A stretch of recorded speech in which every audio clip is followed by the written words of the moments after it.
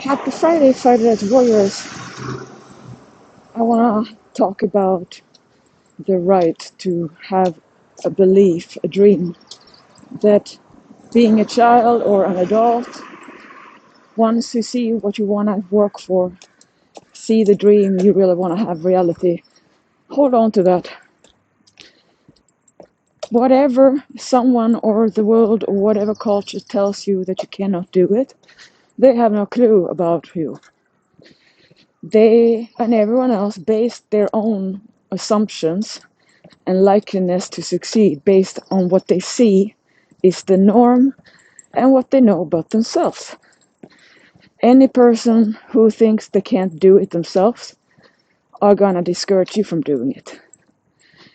Anyone who's been kind of defeated, didn't win the game they tried, are gonna talk about how it wasn't worth it, that it's not doable, it's not making anyone happy, pretty much just I couldn't make it, so now I'm going to say nobody else is going to do it. And that's when you have to remember, I had my thought when I discovered bodybuilding, when I realized that there's something that you have to have, the right body type, the right genetics. You had to have a strong mind. So I thought, well, that's nothing special. I mean, I have a body, I have a brain, so let's go. Oh, I was ridiculed by that, by the Swedish culture, where the Swedish fitness community, And I didn't know at all that I had so-called the right talent for bodybuilding, that I had the structure on the body that is good for competition, that the line, the symmetry is the way we like it in bodybuilding. So there are body ideals that are just simply based on the ancient Greeks' mathematical calculations on what is beauty. So definitely not an objective thing. So it is a beauty pageant and about the body. And I loved bodybuilding for that until it became an American thing for me. And then it was about bling bling and high heels and makeup and hair and diamond jewel covered 1-piece, 2-piece. I came from bodybuilding, 115-pound division, and I didn't even have it in my mind about putting makeup on. First, I didn't use it. Number two, I didn't understand. It wasn't even in my mind to think, why would I have the face when we're judging the body? Why do I have to be pretty? So everyone else was kind of emphasizing, if you don't have the lean, strong body, you're gonna compensate by everything else that is details. So a lot of people just came in kind of out of shape, but they had the best everything else, details, accessories. Competing was so boring because I just liked to be on stage for that. The whole lifestyle was what I liked, what I loved to do. And right after, I just wanted to go back to that. I had no stage fright because I grew up on stage. But what was fun was the whole training, the whole working for something and a goal, achieve that, and then celebrate. And the celebrate was, of course, having the food that you can't have. So that was great. It worked, until it doesn't anymore. It doesn't when we stop working hard for getting lean and we keep on adding more and more food, joy, and we compensate and say that's okay. Probably because we say we're off season or gaining muscle, we're just eating to gain more fat. So when I figured that one out, I realized I don't want to have off seasons anymore because I don't want to spend most of my life on a one day in the future. And then I'm gonna have to redo the hard work, never loving my life because I'm sabotaging. So I got that early as an understanding that this is not what I want to do. Because I couldn't stay in lean, I couldn't stay in shape. I was like one day lean, the next, puffy. The best thing with the chapter of competition was, of course, to show up that you can't just quit at any moment that you want. You have to keep on because you signed a contract, you're gonna compete. So it does teach you that you don't always want to do what you have as a dream or a goal. You still want to do it because in later you're gonna want, because you're gonna change your mind.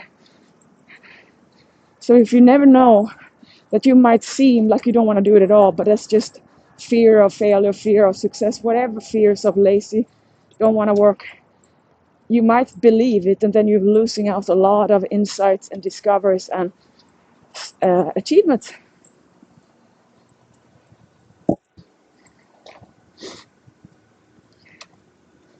Now, the whole thing of competition with bodies, why I don't care about it now, is it makes no sense to compete if you don't understand the game. As in, you cannot be upset that someone else who you don't think has the right physique wins.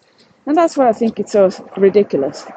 The debates in fitness and physique competition about how the winner was the wrong one. How can you debate in a subjective competition where there are no norms that you win by what you do? You win just by look and affiliations. Of course, you gotta have to have the right team. You gotta have to have the right sponsors. And that's also what I didn't want to do, because I was not gonna give my credit for all my dedication to a coach who has never even trained me once. So I said bye-bye to that.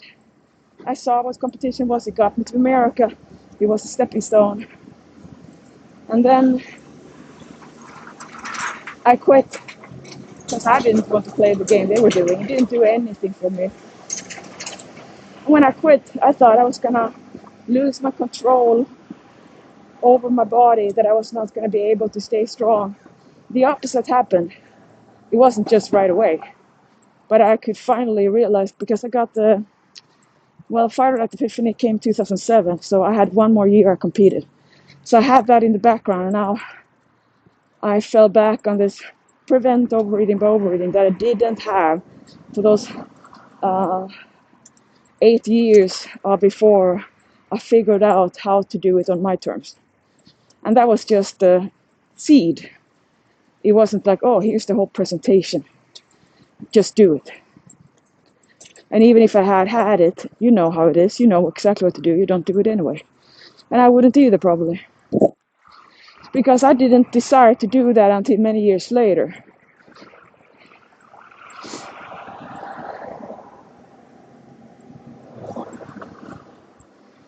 Looking back and kind of reflecting upon this of having goals and then evolving and how it is, it's so important to see what it is and then understand that if you want to do it, what are your expectations? Because nothing is going to make you happier if you win a trophy. Nothing is going to change the way you behave around food just because you go for competition. It's going to most likely sabotage. It's going to be worse. Because every time you get leaner or better than ever for you, you're going to have the boomerang effect of, I don't know how to maintain it because I revert back to my regular basic me. The one you've always been until you want to be more. In my coaching, there's a lot of conundrums about why don't you keep on doing what you've worked so well, that for years you might have been doing great with fighter diet and training, you're on a flow, and then all of a sudden you can't do it anymore and you don't know what to do. So you just keep on sabotaging, keeping on being like you want to be a junk food person, and you don't have any power over how to get back. Those happen a lot. And when you do that, you really have to just know that it's gonna be that hiccup to restart, to reset your routine. It's gonna be those days of just kind of take it for being the way it's just weird.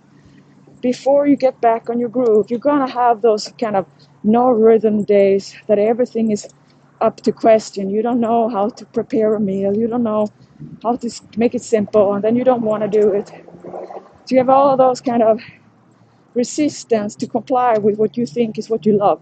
And there you go again. Many people, especially women, believe that you do things that are good for you because you want to be good for other people. So you add all these roles of things and expectations. and then you wonder why you're not happy, because you forget.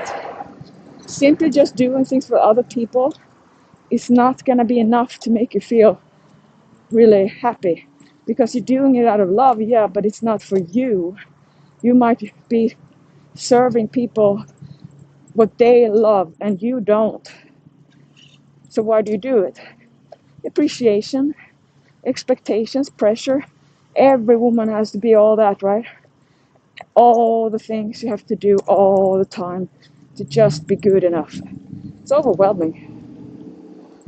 So to all you who try to accomplish some kind of expectation from the world, and then you also let the world or people criticize you or stop you or discourage you, you gotta just realize you gotta shut it out. Do not let people talk you out of what you want to do if this is what you love to do. You have no reason to ask for a blessing. You have absolutely no responsibility to think about everyone else before you, so you are always the one who's not getting any satisfaction of your life.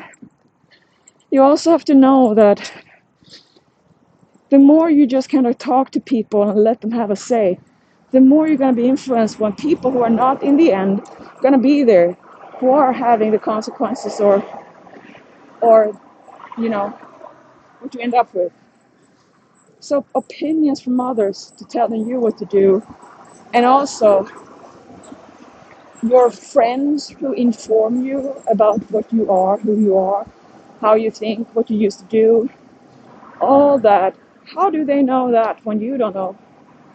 So if you don't know yourself well, do not trust other people to do it. Because if you don't, someone who is not even aware of how you think, reflect your insight, how could they know? They just observe. If I observe the world and make an opinion, and if I don't want to be happy, I would keep on seeing everything that I would say is not good, isn't the way it should be, according to Pauline. That things could always be better and things were better in the past. I could be typical. Typical for me is when you forget, if you take yourself out of all this, neutralize yourself. Why isn't it just the way it is that it's always been and you can just accept it, except for trying to figure it out? Why do you have to solve every problem and everything in the whole world while you forget and distract yourself away from your own? And you and your life is the only thing you can impact or influence. You can't control it, but by doing your best with a good attitude, you can increase the likeliness that you're gonna have it your way, because your focus is on what you want, not all you're trying to avoid. The more you look at all things you want to escape, the more you're going to end up there, because you are looking at it, you're thinking about it. That is. So when clients are terrified and worried about eating junk and telling me about it and how they're scared, that is because that's most likely going to happen. So that's why I want to talk to my clients when that happens. Because you cannot run away from it, and you're gonna sooner or later face your fears. So how is that gonna work then? That's why we wanna increase the likeliness to have a joyful event of enjoying. So today in the FD8, we're gonna have the first refeed lesson again, how to optimally enjoy this when it's terrifying about eating that you're not used to, and when it's like there's no consequence that you're gonna be guilted. There's no, oh, you're gonna have this day, but then after that you're gonna have to go back to some kind of starvation mode. Not at all. Go straight back to regular defeed.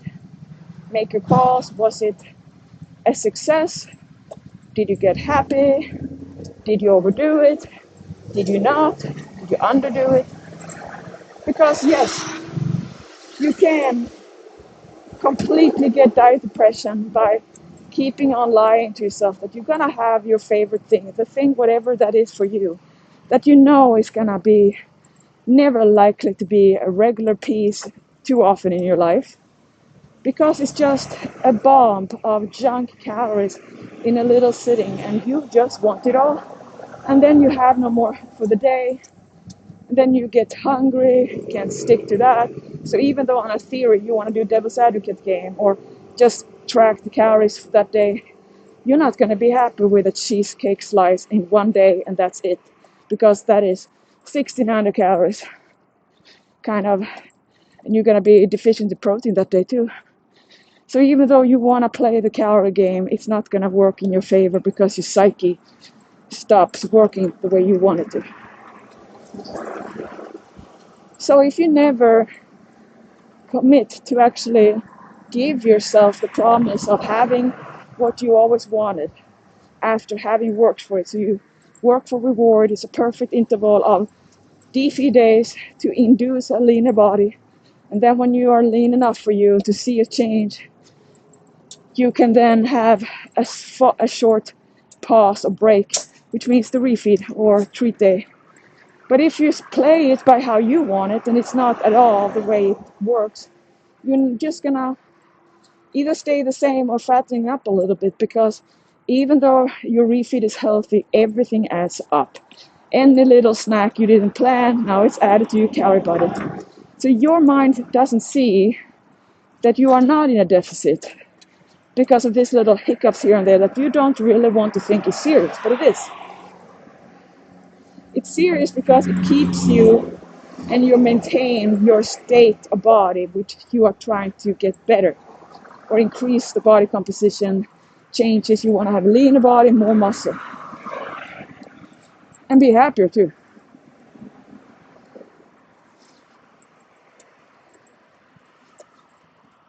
If you forget to follow up and have your reward, so let's say you just play the game, you say, I'm going to have it, you plan it, but then it never happens because you always keep on choosing a refeed that is more, let's say, it doesn't have your kryptonite, but it's a really good one because it's functional, it has big volume, it's powerful, it's perfect. But that doesn't mean that it's ideal, because it might be that you never get to have this guilt trip you need to feel a little bit of, ooh, I'm so bad because I can have this food, guilt, guilt, guilt, but I feel so naughty, and so you get a high out of it. It's just ridiculous that some people, very many, are just kind of playing some kind of uh, sex fantasy. And you know the best satisfaction comes from when you can't have what you want. You have to work for it, and then you get it. Oh, that release, right? That is what you never get if you forget that you might want to be optimal and ideal. So you have your broccoli. But hey, you're human. If you never feel like you can be a little bad, you just get bored. And then you keep on yearning for the junk that is not any fitness food at all. But you still want it. And that's when the frustration comes to, what is wrong? Why can I be, I'm so full, I'm so stuffed, I can't even move. I have all this food, I have the po-po, I'm doing all I can. And then I'm still hungry. Like, no, you're not. You're not hungry. You have an obsession because you want to have greed food. You want more. You're just greedy, that's all. With a full belly, you're physically not hungry, but you can psychologically be. That's what happens. You're physically satiated, now you have more power of your mind, but it's still gonna be a fight because you haven't given up or haven't realized that you hold on to, there might be a chance that you're gonna go for it because you always do. And the more there are chances, opportunities, that you are gonna go back on your plan. So why commit, right? So that's what you don't. You're just waiting like a pressure cooker. How long are you gonna go and be so compliant, and then boom. And then here you are, a good client, doing popo, and then you wonder, how can it not work? I'm so full, it's ridiculous, this is not real, can't be true. You know, all the stories you wanna make, it's all true. Again, if it was about physical satiety is the way people work it, then nobody would be obese, nobody would be overweight, nobody would eat more junk than they had in the carrot body. Because you forget the psyche, you forget the mind.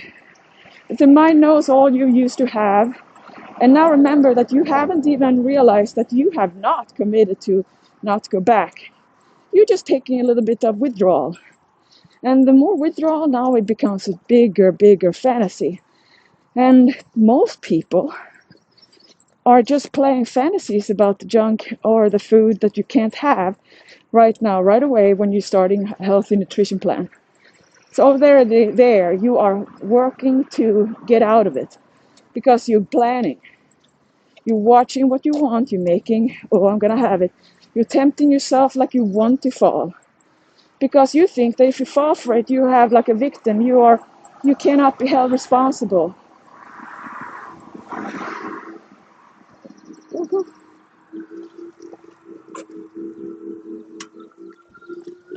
So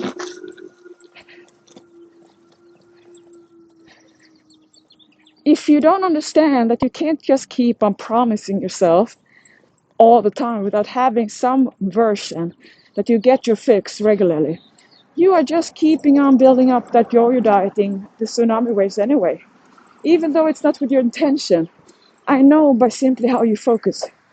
You have not given up that you're going to be able to have that one day, and you will, but you're not going to be able to enjoy the consequence, or it's going to be such a strong power, like a fight for you, so it takes away all the fun. If you can't enjoy the enjoyment, why is it even worth it? So there's a lot that goes into it, but basically, without POBO, without having a satiety practice that you know how it feels to be full, you're not going to be able to have moderation of anything that you struggle with as of now. It will never be easier with a leaner or stronger body. The more your body looks like a dream, it's not in any way going to make you better with nutrition unless you want to. You're going to keep on taking it for granted. You got your results, you forgot how it felt before. That's human minds. And then all of a sudden you forgot to pay attention. 2 days of kind of want to enjoy, relax, right? And you're back to where you were months before in time. That's how easy it is to sabotage. It takes months to work to get leaner and stronger. It takes a day or two to sabotage it all, what you did for months. Now, a body that has been training for long, like mine, and people who have a lot more muscle, you're gonna notice that the thermic effect of fighter diet and the food you choose, that if you do big eating and you do stay away from the mainstream junk that is just the most powerful jet fuel for fat cells, you're gonna notice how all the food, when you do it, the interval of defeed followed by refeed, so there's this interval of ups and downs. That's important. It's important in order to benefit from refeed or a higher calorie intake when you want to get leaner or stay lean. You don't want to fatten up, okay? I know that. So we're just gonna say take it that way. That with practice and knowing, you're gonna notice it's like all the food you ate, they just kind of flew out of the window. You get hot, you get energized, everything feels great, and you're not even that hungry anymore. So after a proper refeed, your increased hunger, your increased cravings that always come when you have made a new period of defeat progress, or just being, you've been living a life of lean, which means you're gonna be leaner, you're gonna be hungrier. It happens naturally by living the lifestyle. It's not a weird thing. That after that, when you kind of put your body into a recession, it's like, oh, we don't know how long we can do this. You notice you get tired and more fatigued. It's part of it. The blood pressure goes really low, and all that is because your body is down regulating all the things it doesn't need to keep alive. So ovulation, sex drive, those things usually go out the window. And happiness and tolerance to people, you get bitchy. So you notice then that it's the day after you feel full and happy and wonder all those cravings, what happened to them? They're gone. You don't feel anything. So now it's easy to keep on going back on defeat, but only if you had this reaction that you saw the magic of what happens when you eat the right food and you do it in a periodized style and you cut it off without forgetting it's not a new trend. You're not going to do this every day. So when you pay attention to how you play the game, you follow the rules, you're going to have an amazing experience and you're going to learn to trust food and you're going to have this wonderful fitness life, because it's not about trying to stay on a diet that you don't want, that never stops, that never gives you any satisfaction. It's not worth living life like that, and you wouldn't anyway, because thankfully you are just too smart. You're not gonna keep on showing up for what isn't benefiting you as a human.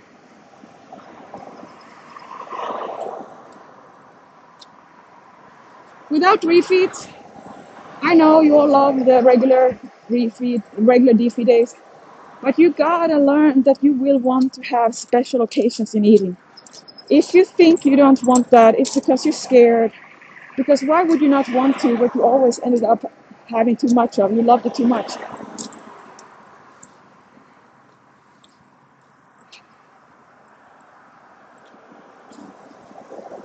The thing with refeed and why a lot of people are scared of po' bowl is because you go by the scale. So when you eat more, of course, the scale is artificially going to elevate because there's a sudden influx of more food stuff. But it doesn't always happen. So I mean, sometimes on a refeed, clients lose weight and they wonder what happened. And then they gain weight and they wonder what happened. Sometimes they don't, any happens. Then 2 days later, the scale is up. Or 2 days later, the scale is gone or down. So what do we think about that? What are you supposed to go by? None of it. Because you rely on behavior.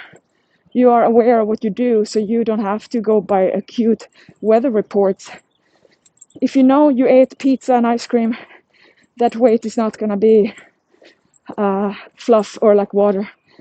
But here's the thing, you might have junk a whole day as cheat day, and then you want to make it, so you hope to make it, you step on the scale, and then you lost weight. Oh, so happy, huh? That's usually because you change your big pulp or your big healthy food that has a lot of pound like weight in it. You took that out, and now you ate tons of calories that didn't have any weight in your body. But after 2 days or three, you notice that you're fatter because it accumulates body fat over days. So then you come around Thursday, Friday in the new week when you started Monday again, like maybe it's today, and you notice, oh, is it period? Is it menopause? Is it, do I have my period coming? Is it PMS? And that's every woman's talk about it all life. You can never figure it out, but you still hold on to how you know how your periods or your cycle. So if you know yourself so well, how can you never see yourself through what you do, what you blame hormones, that you get so weird, crazy. Everyone around you knows you get crazy when you're PMS. How do you want to have that? Don't you think it's embarrassing to not be a master of your mind, to not be aware that that comes every month? If that does, why don't you make a mark in the calendar?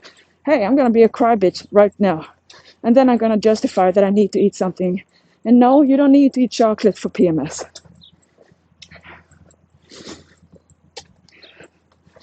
The most rewarding thing with working with Fighter Diet for you would be to learn to eat and feel like you can have it all and not have the consequence. That is what you're working for in nutrition. It's the best thing. It's something that I feel nobody is teaching except for the ones who kind of want it to be that it's okay to be fat and out of shape, because once we were fit, but now we don't want to anymore, we can't. And we just let ourselves go because there's more like the typical of self-negligence, because it takes a little bit of will to be more than just basic. But those people who just want to have whatever everyone else has will never be people who other people see, wow, you're so strong, because you don't at all. You're not it, and you don't look it, and you're just average. You are behaving just like regular people in our world do. They don't want to work, don't want to have something to, you know, fight for, just want to eat and watch TV and sleep, I guess, and drink. That's the average. That's what the average do. So if you want to be more, you have to be in an environment where we expect more from our behavior, and where we don't want to go in and talk about how so sad that everyone else can eat things and you can't. And it's not true. You just choose.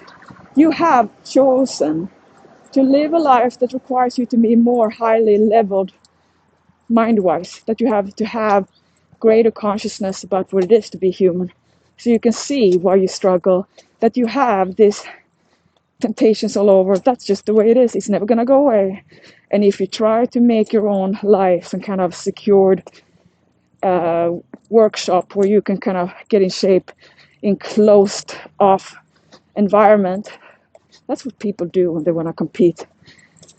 Then you forget you're going to return to reality, and then you have all those temptations where you never were exposed to in your training school.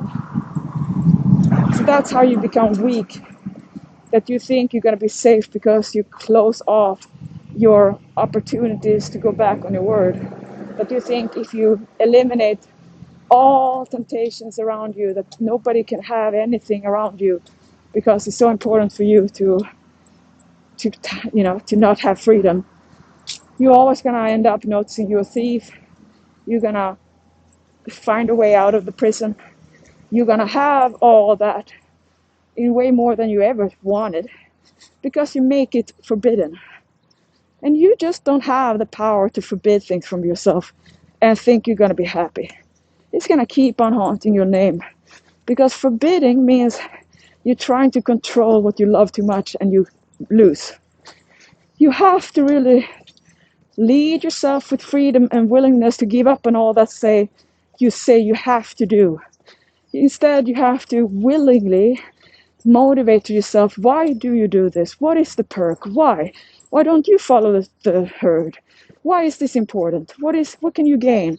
And if you do this, what can you get as a reward for good behavior? You have to be like that for yourself. You have to coach and seduce your mind, date yourself, and encourage yourself that you can do it, and know that the whole world around you are gonna keep on debating how you cannot stay happy, lean, that you can't lose weight, you can't, whatever they say. And I don't even wanna, there's so much of nothing can be done in general. Let me just shit talk about people like humanity, including myself. I'm in it. We can talk, and cry forever about things that other people know is to die for. We can completely be spoiled bitches and only see what isn't according to our liking.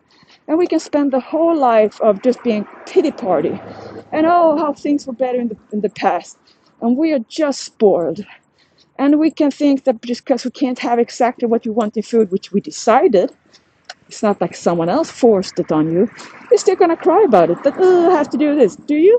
No, you just want to because you have goals, but don't. So all this kind of crying about the work you want to have done, all the kind of, I think it's going to be okay to have a bad attitude because it doesn't have to feel good. I just have to do it. Like, and you all think that you can be so tough on yourself and get it done. You don't have to like it, just going to do it. Come on. Yeah, that's what you want to have in your ideal, but that's not at all who you are. So if you want to kind of reduce the gap between who you think you are versus who you want to be, what do? You gotta want to be that. You have to want to take a fight with yourself and not just say it's okay to be human. Of course it's okay to be human, but a human that is just want to be okay is never going to be a strong, high level superhuman at all. Because you just take the kind of ticket to say it's okay to just be the way, because right now the whole world says it, don't do anything, darling, don't try, because you might be expecting, you might be sad that you're not going to make it happen. Oh, like, be careful, always work for making sure you're secure. Well, what are you going to do if you grow up, or you have no money, or like, what are you going to do if you don't follow what everyone else is doing? What are you going to do? Oh, aren't you scared? Like, everyone is so scared of that things are going to go wrong. And I wonder, who is going to judge that? And all those things you think are going to go wrong is all based on what other people are going to think about you. And it's just waste of energy. Because all these opinions, they would have them anyway. Why do you even have an open channel to listen? Don't. Close off that. Focus on yourself. Because I know now, being a friend coach that raise your level up a little bit by just pretty much just standing up for yourself. I mean, I'm helping you find yourself. That if you don't do that, if you don't do like me, pep talk myself, motivate myself, every time I notice my mood drops or I'm getting influenced and I notice, I just go back to do my APG or just talk about everything I love, because we always have to keep on using that counterweight of love that wins everything else, because that's how I can take all the typical life fatigue of working and fighting and the natural struggle of it. But this is why we live. Like, what are we thinking life should be? And I wonder too that you who have an idea of, well, this is not what I thought it was going to be. There's a lot of, I feel, people who think that they're disappointed. And I wonder, what is there to be disappointed with? I'm not saying everything's perfect, but it is perfect as in it's the way it is. It has never been what we think in our mind when we want it to be better. It's just an utopia. It's just a dream. It's just a thought. So if you instead choose to focus on everything that you can find that is amazing, just take the high road of everything is a miracle, that everything unfolds and forms, and everything is here, and everything just becomes more, and you just go with it. If you can just hold on to that, you have everything within you, and there's nothing that you need that you can't make, that there's nothing that holds you back. You just have to have that policy, as in that is the way it is. That is what you need to hold on to. That you have everything you need, you have everything you want already. And if it's not there in your life, it's because you want other things, or forget, or you get discouraged in the between times, like the recipe of the bread. That you're not waiting for the bread to be done. You just don't even start the flour or buy the ingredients because you're terrified about committing and then notice you can't do it. Because you're basing it on old experiences too. But you know what you can do? Start with a clean slate. Now you have no record to compare. Just be your best and show up for yourself. That's what I would do. Well, that's what I do.